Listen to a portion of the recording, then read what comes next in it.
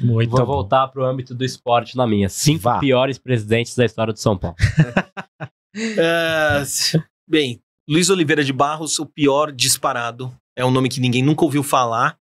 É um critério muito subjetivo, se você parar pra pensar. O que é um pior presidente? Por que o Leco foi pior que o Aidar ou o Aidar foi pior? Gestão mais danosa, talvez. Então, só que continua sendo subjetivo. Só que assim, o Luiz Oliveira de Barros, ele tem um negócio que coloca ele no topo e vai ser muito difícil alguém superá-lo. Ele não só fechou as portas do São Paulo, como ele trabalhou ativamente para isso. Então, assim, eu acho muito difícil que alguém chegue ao mesmo nível dele. O Leco não pode faltar nessa lista, porque a irresponsabilidade financeira do Leco foi um negócio... Que o Leco, ele tinha tudo para se tornar um presidente que fosse lembrado por coisas boas, porque ele começou, primeiro pegando na esteira do Aidar, né, daquele monte de escândalo que teve, e implementando uma austeridade de verdade. Começou bem. Porque ele assumiu o poder em outubro de 2015, e aí começo de 2016, contratação, não dá. Vai ser por empréstimo, vai ser jogador baratinho, então vieram Chiesa, o Maicon por empréstimo e tudo mais. E aí o São Paulo teve aquela campanha na Libertadores que o Leco conseguia até ir no gramado do Independência para vibrar com a torcida, e ele parece ter gostado disso.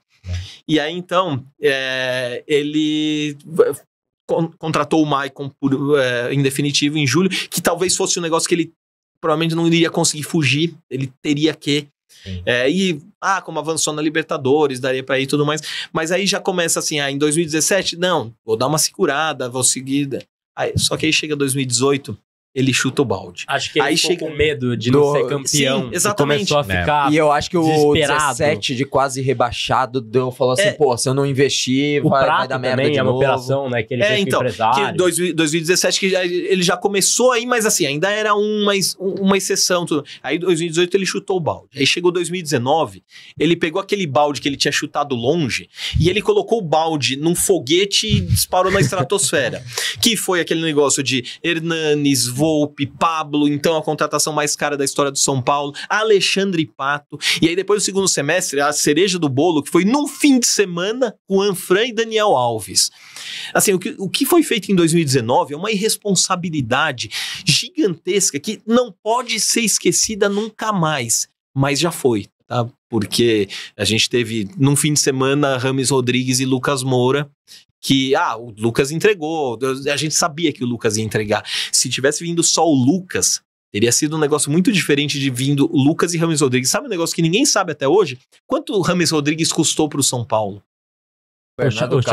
O Chacon fez uma conta no Twitter na época, mas por dedução. Dedução de salário. Oficialmente. Eu quero saber na ponta do lápis quanto que foi pago para ele de luvas, de salários, de direito de imagem, de rescisão. Porque, embora ele que quisesse sair, eu não duvido que o São Paulo tenha tido que pagar para ele. Quanto o São Paulo deve para ele? Foi pago a perder de vista?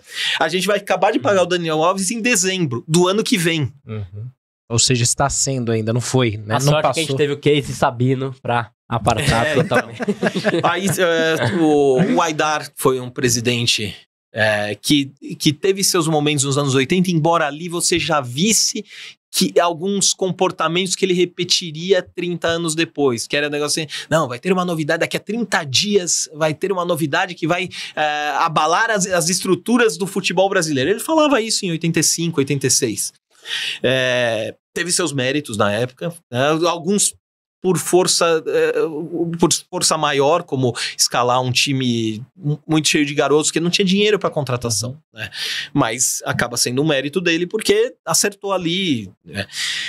Só que chegou em 2014, 2015 foi aquele escândalo atrás de escândalo. Ele tem um embrião do que seria, sendo uma liga, né? Que ele liderou muita coisa, depois voltou atrás, né, em algumas declarações, mas ele teve esse mérito.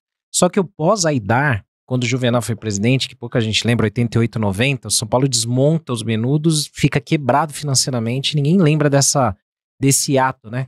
Na época que o Tele chega. E inclusive, né, que o Juvenal foi eleito como sucessor apontado pelo Aidar. Não Exato. É que entrou a oposição e tudo mais. Aí outros presidentes ruins. Faltam dois. Paulo Amaral e Bastos Neto. Nossa. Pô, e ele nem coloca o Casares, o pessoal. Não, mas não dá pra avaliar a gestão dele, porque a gestão dele não acabou ainda. Então, eu não coloco ele numa lista dessas, porque é muito difícil você avaliar as coisas estando em cima do momento. Curso, né, o próprio Leco é uma avaliação que é um pouco mais difícil. É que como o dano foi grande demais, é impossível ignorar. Se tivesse sido, vamos supor, pegar a gestão do Juvenal, por exemplo. É uma gestão que, mesmo no terceiro mandato, não dava para avaliar direito, você saber se aquilo ia ser positivo, negativo. Tava tudo acontecendo. Agora, 15 anos depois, você já sabe, não, peraí, o primeiro mandato foi bom, o segundo mandato foi de regular, né?